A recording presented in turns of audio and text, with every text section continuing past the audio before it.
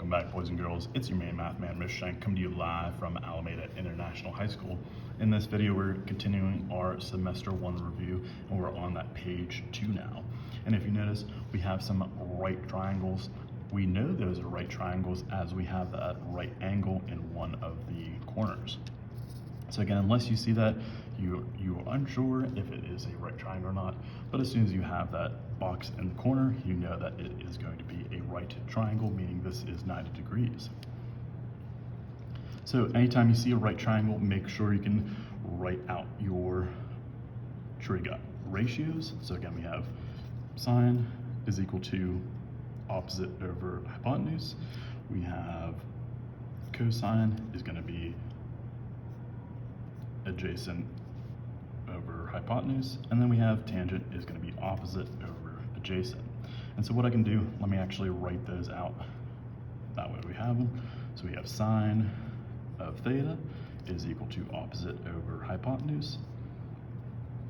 We have cosine of theta is equal to adjacent over hypotenuse. And let me actually write it over here. We'll say tangent of theta is equal to opposite over adjacent. So again, make sure anytime you're thinking of theta, it has to be that angle amount. So if there's an angle that's in there, that's referring to theta. Again, theta is that Greek letter usually used for angle measure. And then these letters opposite, adjacent, and hypotenuse, those are going to be the side lengths. So be very careful when you're plugging in those values. A lot of people are making mistakes. They're just plugging in numbers wherever they want, which isn't always going to work out. So make sure you can say, okay, whatever two sides I have, that's the ratio I'm going to pick. So let me do a couple examples with that. Anytime you see a right triangle, again, write those letters out so that way you can have those on hand. Also, to make sure that you have your decimals on float and you are in degrees.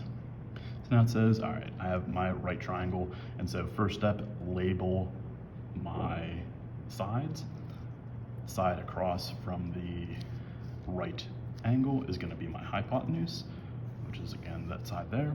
There's no value or variable with that, so we know we're not going to use hypotenuse, but that's okay, we'll keep going. We have our angle theta, so that's going to be theta. Across from our angle theta is going to be the side opposite. So we're going to say x is going to be opposite, and that means that 12 is going to be our side adjacent. And so now what I can do is this, I can say, okay, what two sides have an angle or have a variable? So, or sorry, let me rephrase that. What two sides have a value or a variable? There we go. So that means I have adjacent and opposite are the two sides that I have that I'm going to use for this problem. So that means I'm going to say, well, I know I can use tangent.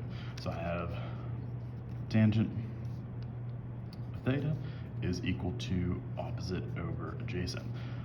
This is the other place where people were making mistakes. Like I said before, when they write the ratio, looks great, but they have to plug in the correct values. So I said, okay, what is the values that I have? So I have tangent. What is theta? Theta is 24 degrees. So I have 24, and that's going to be equal to, I have a fraction. In my numerator, what is opposite? We said opposite is x, so I put in x, and then adjacent is 12. So this is that ratio that you should have. Anytime you're trying to solve for x, make sure you can use those inverse operations. Again, make sure that you're careful. Again, when you're looking for a missing side, all you have to do is multiply both sides by the denominator. So again, if you had x in the denominator, you'd have to multiply by x. And then if you had a value in the denominator, you'd have to multiply both sides by the denominator. So what I'm going to do here, again, same idea, I'm just going to multiply both sides by 12. So I have like this, I have this times 12 and this times 12. So make sure you can multiply both sides by 12. Again, the reason why we do this, on the right side, this is just 1x, and on the left side we have 12 times tangent of 24. So I have x is going to be 12 tangent of 24, and we can type that into our calculator. So we have 12 tangent of 24, hit enter, and we get our value. So again, this is a side length. So we're gonna say, well, let's say about 5.34 is going to be my side length. For the next one, here's our right triangle as triangle ABC. Make sure you can first label your sides. So I have across from the right angle is hypotenuse, which is X. I have my angle theta as 52 degrees. Across from theta is going to be my side opposite, which we're not going to use, but that means we're going to use 13 as adjacent. So again, make sure that you're saying, notice how those angle A, B, and C, those are angle amounts. We're talking about the side lengths, so make sure you can use those side lengths. For this one, we can see that, hey, we have H and A, so that means we're going to use cosine. So I have, again, that's just a definition. So in this problem, we have cosine of theta is going to be equal to adjacent over hypotenuse. Substitute in your values for your variables. So I have cosine theta is 52 degrees. I have adjacent, which is 13, and hypotenuse is X. All right, make sure that you can multiply both sides by the denominator. So that means I have to first, again, we're trying to get X by itself, so I have to multiply both sides by X. Multiply both sides by X. Again, that whatever the denominator is, that's what you have to multiply by. So that means I'm going to have two steps. Sometimes I need to get X by itself. So this is what we have. On the right side, it cancels out. On the left side, we have X cosine of 52 is equal to 13. Make sure then, again, you're trying to get X by itself, so I have to divide both sides by cosine of 52. Cosine 52. And so this is going to be equal to X. So we have 13 divided by the cosine of 52. So again, make sure you can type it in as it looks, 13 divided by cosine 52, not the other way around. So be very mindful of what you type in because it will do exactly what you type in. Hit enter and get my side length. So I know I have, let's say 21, our side length is going to be 21 point, we'll say 1, 2. All right. Moving on to the next one, you can make sure you're using those wonderful SOHCAHTOA.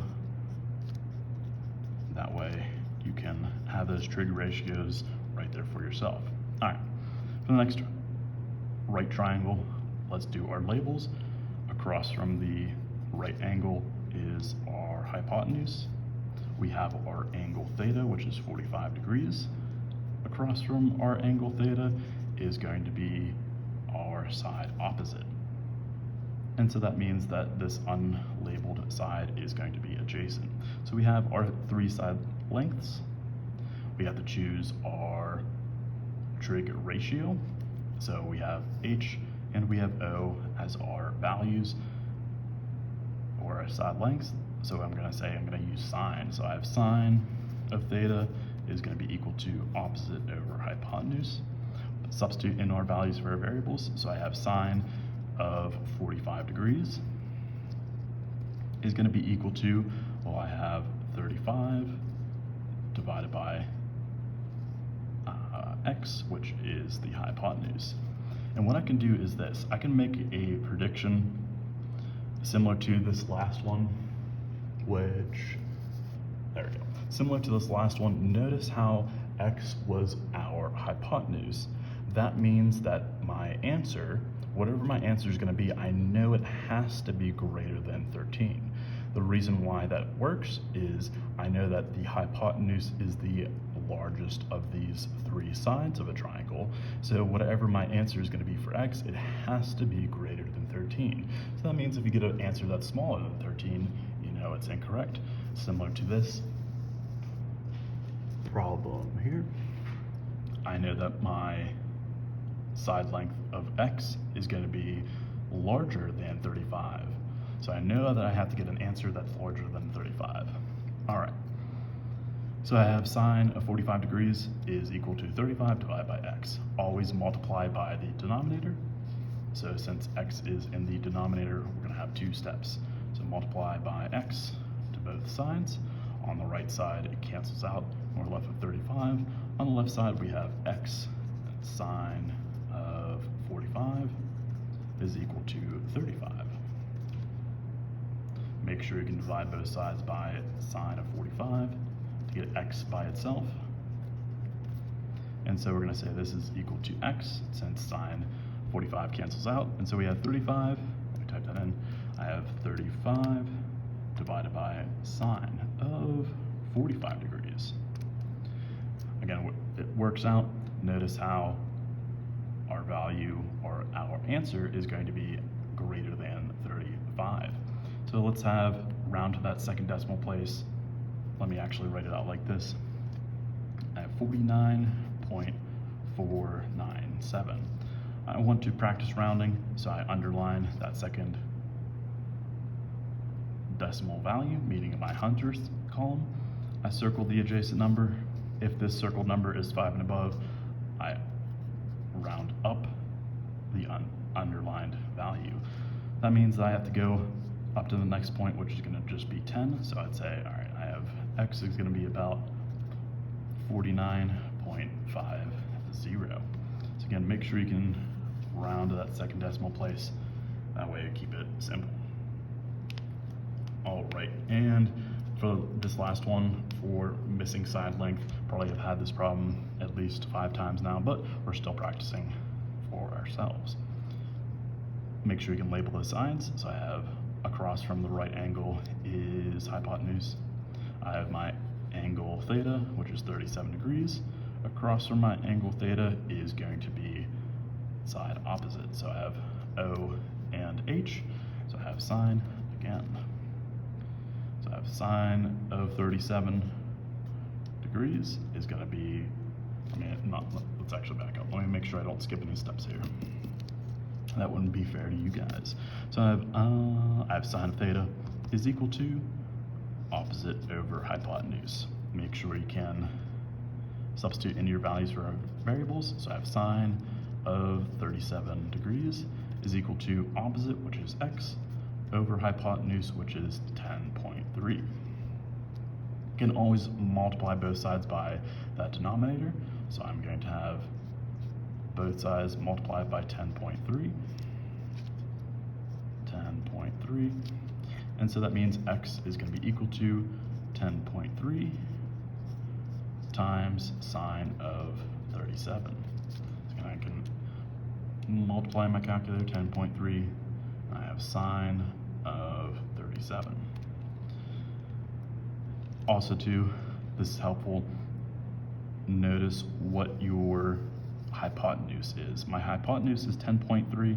That means that I have to get an answer that is less than 10.3 because we're solving for a leg when we know the hypotenuse. So I know that my value has to be less than 10.3. So we're going to have about 6.20 for our side length. So again, make sure you can see how these work for our missing side length. However, if you are using or trying to solve for a missing angle, make sure that you can set it up like this. So similar steps, however, when we're looking for that angle theta, make sure you're using those inverse trig functions. Again, that looks like this. I would have to hit second and then whatever my trig function is. Notice how it has that the exponent of -1. So again, make sure you hit second and then whatever the trig function is. All right, so let's do our steps like this. I have my labels. So across from the right angle is hypotenuse. I have my angle theta. Across from that is side opposite, and I have adjacent as 10. So the two side lengths that I have are opposite and adjacent. So that means I have tangent of theta is going to be opposite over adjacent. Plug in your values. So I'm going to say I have tangent. I'm looking for theta, so I leave it unknown.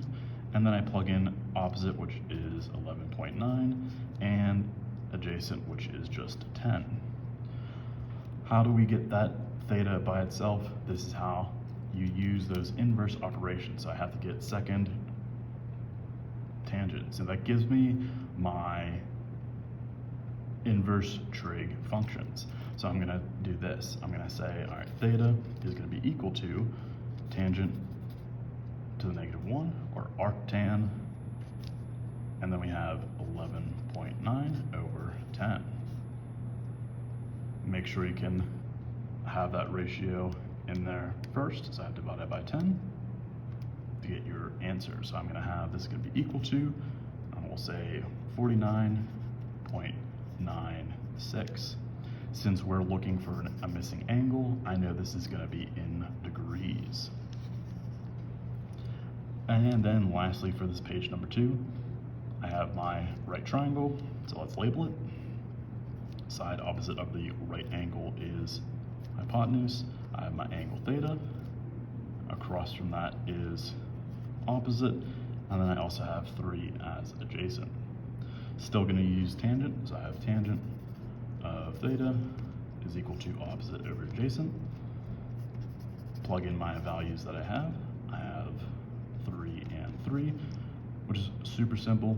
So let's have our inverse trig functions. I have theta is equal to, I have tangent to the -1, I have 3 over 3. So I have second tangent, 3 divided by 3 is going to be 45. So I'd say theta is going to be 45 degrees. And make sure that you can use that calculator carefully. If we're looking for a missing angle, you have to use that inverse trig functions. If you're looking for a side length, you are not using that inverse trig function. So make sure you're seeing those similarities and differences. And as always, super slam that subscribe button.